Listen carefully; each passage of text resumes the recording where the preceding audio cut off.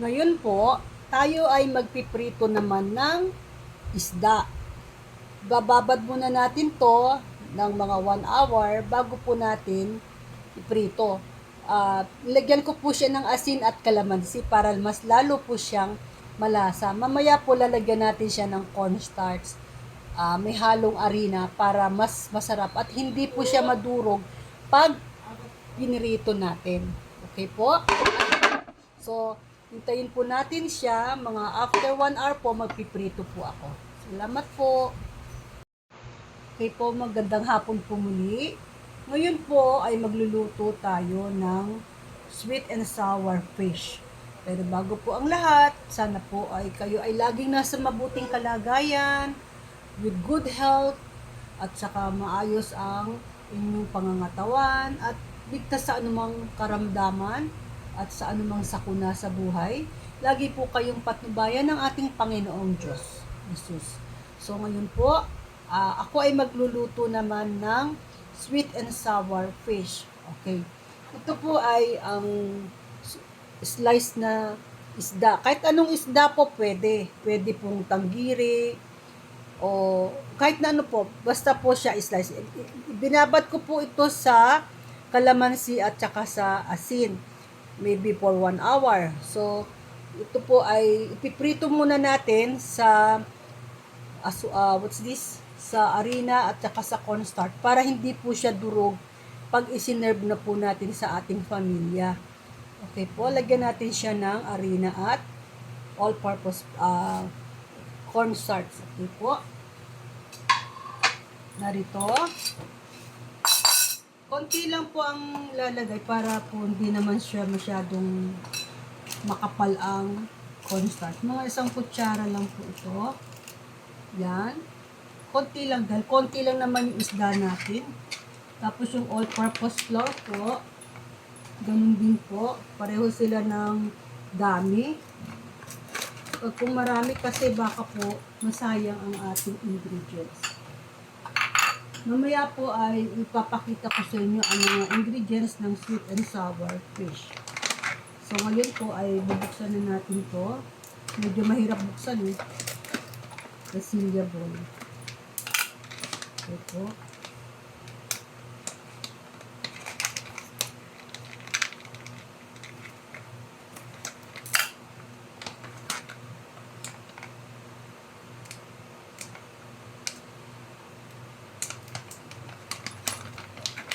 So, kutsara lang din po para pantay po sila. Ganyan. Okay? Ngayon po, sealed. Tapos po, lagyan natin siya ng harina. Ilubog sa harina. The whole part po. Tapos pagpagin. Pagpag po. Para hindi masyadong marami ang harina. Yan. Pagpagin. Yan po. Kita nyo, sa 2 kutsara, napakarami. Pwede po yan sa gagamitin mamaya para sa pagpapalapot ng ating mixture para sa sweet and sour. Okay po. Okay. Ayan na po siya. Papagpagin lang po. Ayan po. Pinagpag ko na siya. Ipiprito na po natin. Itatabi lang po muna natin itong harina para mamaya gagamitin din natin siya. Para sa pagpapalapot ng ating mixture ng sweet and sour fish. Okay po. Ngayon, piprito na natin ang ating isda.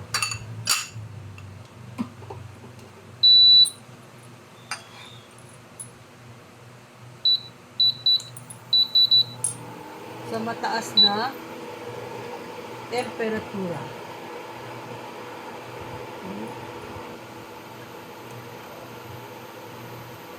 Dadamihan ng mantika para po siya ay malutong. Dahil pag konti lang mantika niyan, madali po siyang masunog.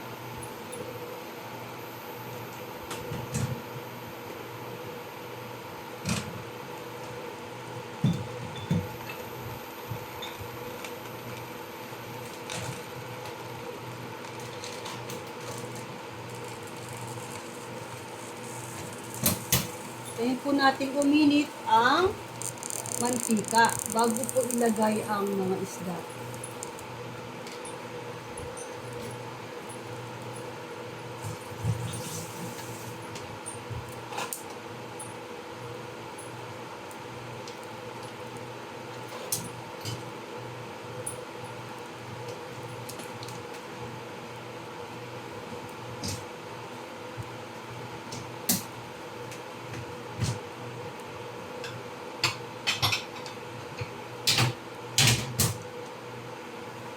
At umiinit na po ang ating isda, ang ating mantika, yun na natin kung mainit na. Okay, ready na po yan. Lubog na po ang isda.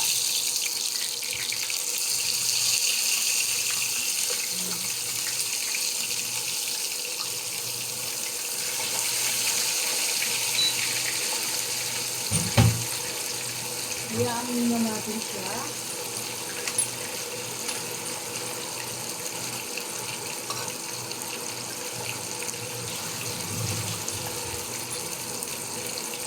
Tamang init lang po, masyado mataas yung apoy. Kasi po, pagka malaki, masyado mataas ang apoy, baka po siya masunog.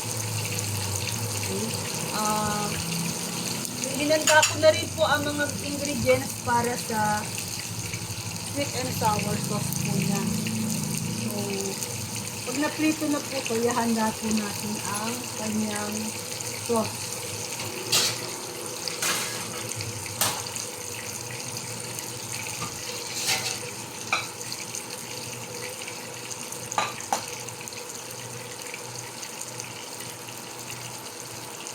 So, hintayin po natin maluto ang isda. Ngayon nga po ay luto na ang ating pritong isda. So, hahanguin na po natin siya. Pagtutuluin po natin ang mantika para hindi masyado mamantika dito sa strainer. Pagtuluin po natin siya sa mantika, sa strainer. Dapat para hindi man masyadong mamantika ang ating sweet and sour. Okay? Ngayon po, tayo ay maghahanda ng kanyang sauce. Sa isang lalagyan po, maglalagay tayo ng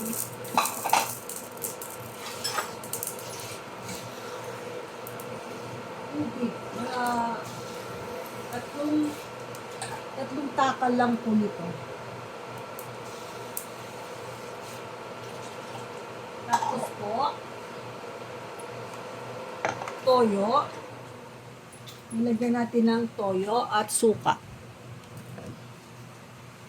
Konti lang pong toyo. Pampakulay. Tomato sauce. Nalagyan din po ng konting tomato sauce para may asim din siya. Isang sandok lang po ng tomato sauce. Ito po. Ihalo. Dagdagan. Okay. Tapos po ihalo natin ang pineapple juice. Yan. Para maasim. Tapos po, lalagyan po natin ng asukal.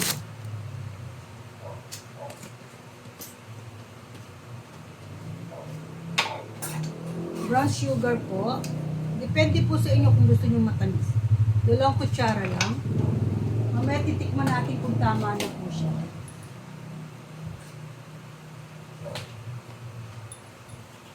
Okay, haluin natin para siguradong na melt po yung mga nilagay nating ingredients. Okay, yan po. Ito na po yung napritong isda.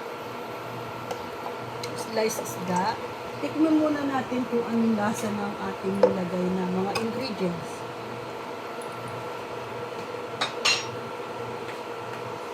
Lagyan po natin ng suka.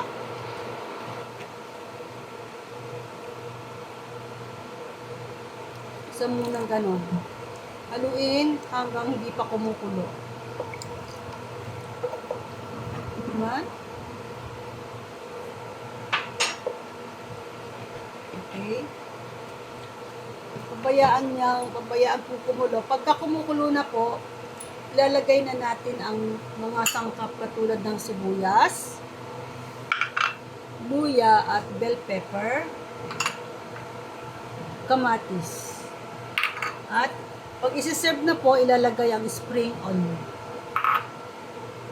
pineapple, tidbits. Ito po, pineapple. Nasa pakete. At nilagyan ko rin po ng carrots para may gulay.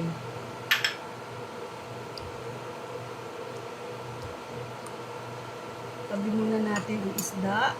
Handa ang mga sangkap.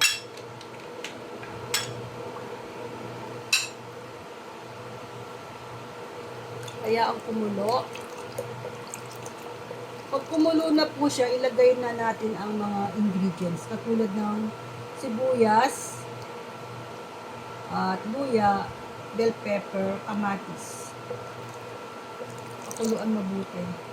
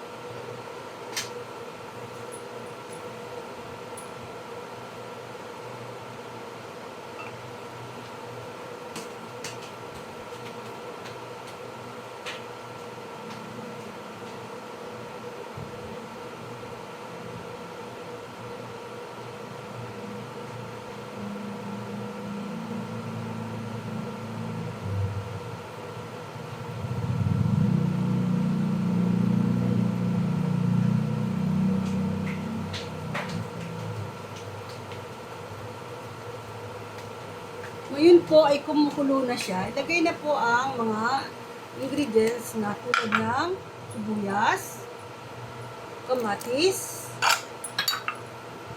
bell pepper at luya, carrots. Yan po. Kaya natin siyang kumulo hanggang maluto o lumambot ang mga sangkap.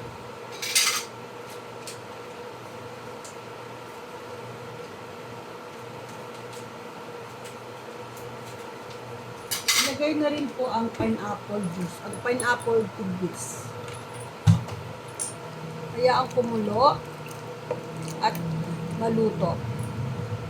Tikpan ko muli kung tama na po ang lasa.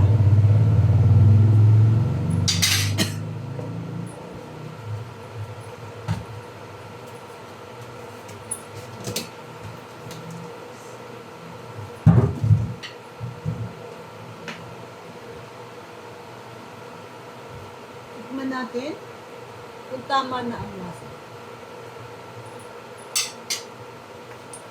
Pakuluin hanggang maluto ang mga ingredients.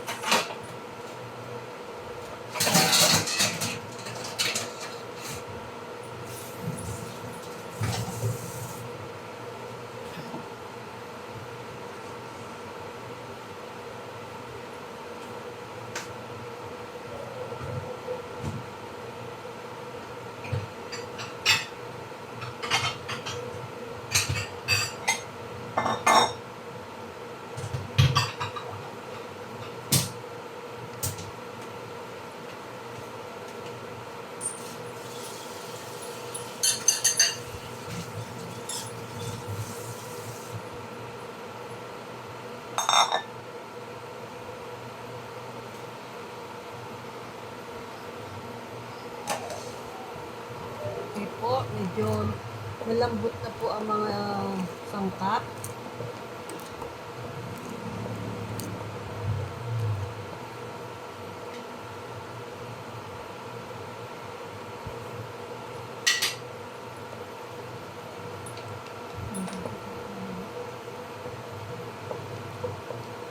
Dagdagan po natin ng konting toyo dahil kulang pa siya ng konting alat.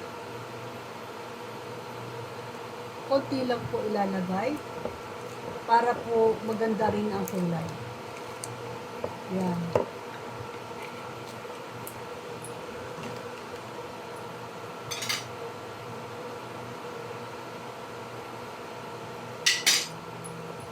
Ngayon po, tingnan natin kung luto na ang mga gulay. Yan, malapit na. 3 minutes na lang.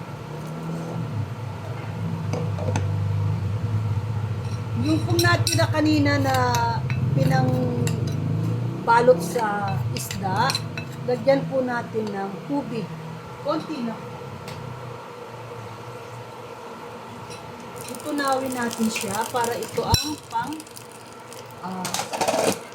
panglapot.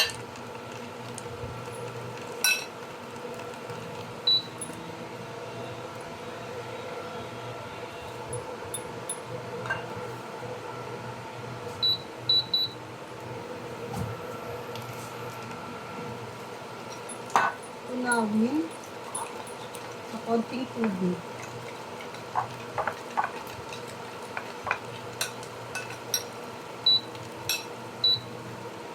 Pagtapos po, ibubuhos na natin. Tingnan natin kung luto na ang carrots.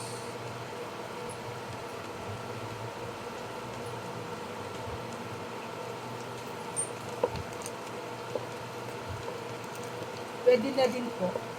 Malutong.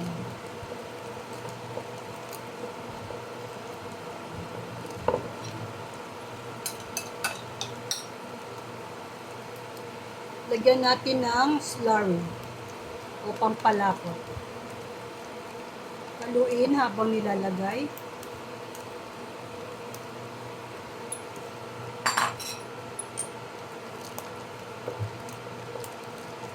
Okay.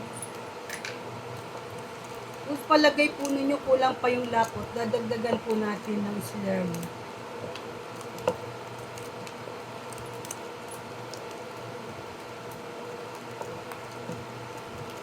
Dadagdagan ko po ng mga isang kutsarita.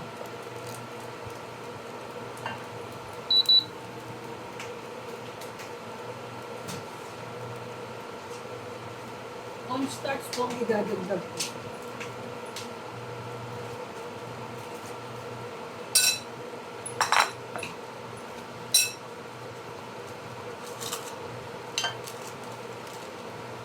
Ganyan lang po.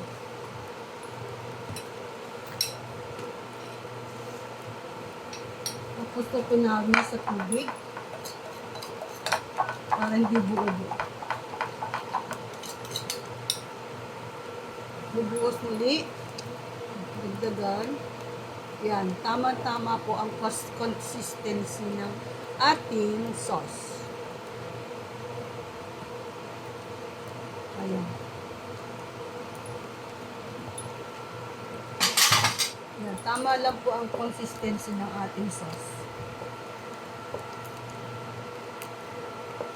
Hindi masyadong malapot, hindi siya masyadong malaglag. Tama-tama lang.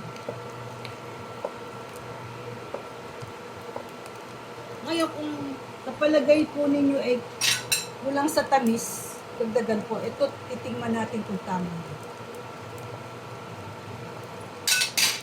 Sa akin po ay tama na yun. Tamis na.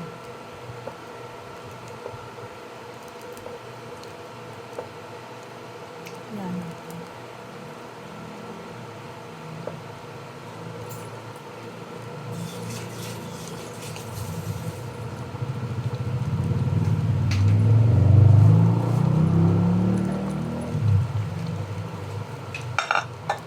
Ilalagay natin ang isda dito.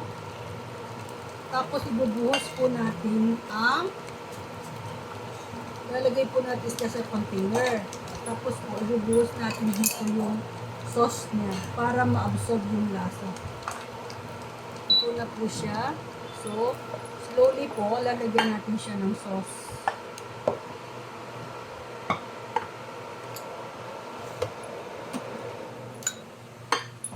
Yan po, ibubuhos natin dyan ang sauce para ma-absorb niya po yung lasa.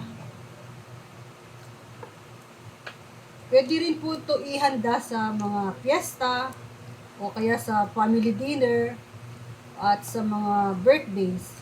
Ito po ay kumpleto na rin po. 1 dish meal na rin po ito dahil may mga gulay na po siya. Napakasarap po nito. Buhos natin lahat para may sabaw-sabaw. Ayan. Yan na po ang ating sweet and sour fish fillet. Sana po ay nagustuhan niyo muli ang aking niluto sa araw na ito. Yan po yung fish sweet and sour fish fillet. Yung fish fillet po, pwede pong bumili ng tanigi, maya-maya. Pwede rin po isang buo yung inyong fish. Kung gusto niyo yung tilapia, ipiprito niyo muna, o yung dalagang bukid na lapad, o kaya banak, or yung mga ibang mga isdang malalaki na pwedeng gawing sweet and sour po ang kanyang sauce. Tapos ihahanda niyo po siya ng buo, iibabaw niyo po ito. Ngayon lalagyan po natin siya ng spring onion para mas appetizing po siya. So, ito po ay masustansya rin sa ating katawan, lalong-lalo sa mga batang lumalaki. Kompleto po siya ng food nutrients, katulad po ng protein, yung fish po, protein, yung pineapple, vitamin C, yung carrot din po, vitamin C, may kamatis din po, may tomato sauce, yun po ay mga vitamin C, may vitamin A din po siya, saka yung spring onion po, vitamin A din po yon. Tapos po may risuka, vitamin C rin yun. Tapos po yung tomato sauce at marami pa pong mga ingredients na very relevant po at vital sa ating kalusugan. Kaya kung ano po, ito po ay pwedeng solo na lang na dish sa bahay para hindi masyadong magastos sa ating pang-araw-araw na pagkain. So, kung gusto po ninyong lagyan ng partner, pwede rin po maglaga kayo ng mga leafy vegetables katulad po ng kamoting, talbos ng kamote, o kaya po ng kangkong, o kaya pritong talong. Nasa sa inyo po yung kung anong gusto niyo i-partner sa ulam ninyo.